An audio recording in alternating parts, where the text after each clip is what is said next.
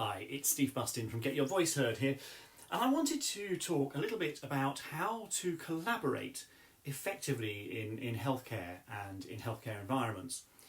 Collaboration is key, really, to the working lives of many of the people who work in the healthcare sector.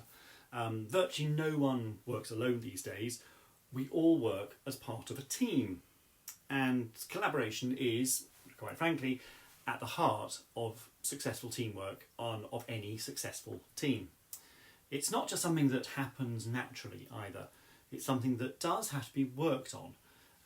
It does have to be improved, and there are ways that you can actually make sure that the entire team is coming together to collaborate more effectively.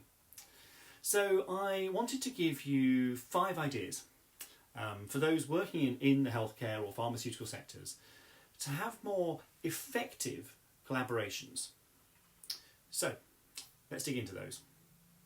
Number 1, I think you need to get to know people. Now that sounds simplistic, but you really do need to get to know the people you're working with. It's much easier to build successful collaborations if you know people, even just their names, even if you don't know that much about them. When you ask somebody their name, when you're introduced to somebody, repeat it back to help you remember it, and if necessary, repeat it 2 or 3 times. So if I introduce myself, hi, I'm Steve, you might say, oh, hi Steve, it's good to meet you. So don't be scared to ask people to wear name badges, or if you're at a meeting, in a large room, to have name cards on the table. It just helps you to get to know who they are and helps to build collaboration, because you can use people's names and it's actually just much more connecting. I'd say find out more about them professionally and personally.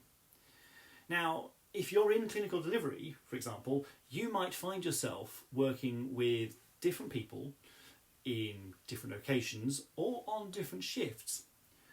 But learning and using someone's name can really help you to become a team much faster.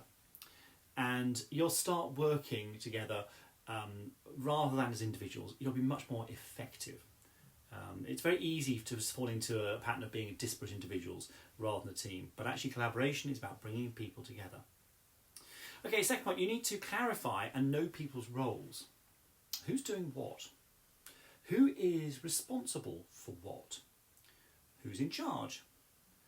Set these out at the beginning of any collaborative task. Don't try to work it out as you go along. If there isn't an obvious leader for a task, or at a meeting, for example, and sometimes there is an obvious leader, it's often dictated by seniority or potentially by experience or a particular skill level, in which case, if there is somebody obvious, go with them. But otherwise, perhaps elect or ask someone to volunteer to lead this collaborative task. If you're going to do that, though, don't let the same people stand for election or volunteer to lead every single time. Make sure that everybody gets a turn to take responsibility for leading and for the success, hopefully, of the task. It's a great way for people to learn, particularly the more junior members. Make sure they take a chance, they step up every now and again to lead a collaborative task. Thirdly, have a common purpose. Have a goal. Make sure everyone understands it and shares it. What is the greater good? How will we all benefit if we work together? If anybody in your team is left thinking, why are we doing this? What's this for? What's the purpose? They're never going to be great collaborators because they don't understand what that greater good is. So particularly if you're a leader in a task or a team, it will often fall to you to articulate what the greater good is. And never, ever fall back on, we're doing this because I say so. That is never going to foster collaboration.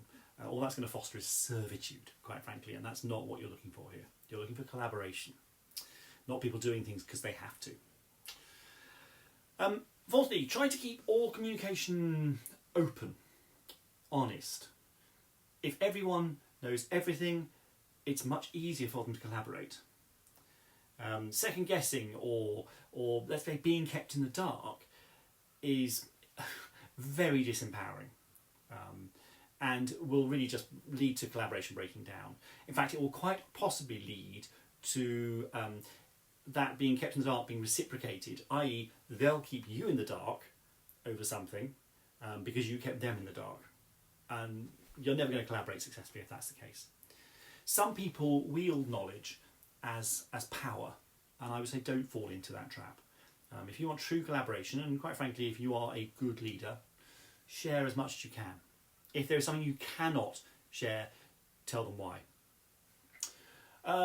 Next point, I think longer term, you should also be encouraging and celebrating the adoption of ideas and a diversity of ideas.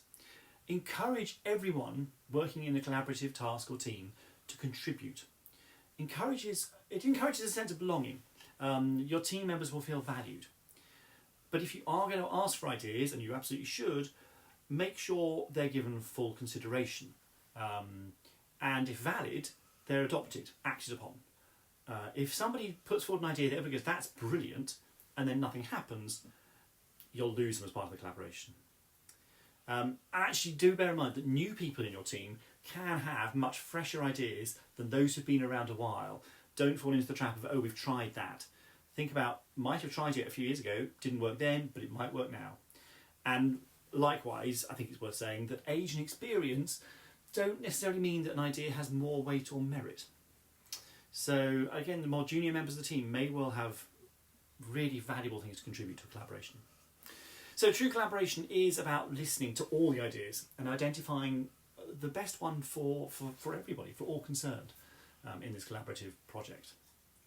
So those are just some ideas on how those working in healthcare can collaborate effectively. As I said at the beginning, it does take some work. If you'd like to have a chat though about any of these ideas, or you think that perhaps we could work together, I could help you and your team to collaborate more effectively, please do get in touch. You can reach me on steve@getyourvoiceheard.co.uk, or you can find me on all the usual social media channels. I'm Steve Bustin, and I will look forward to talking to you very soon. Thank you for watching.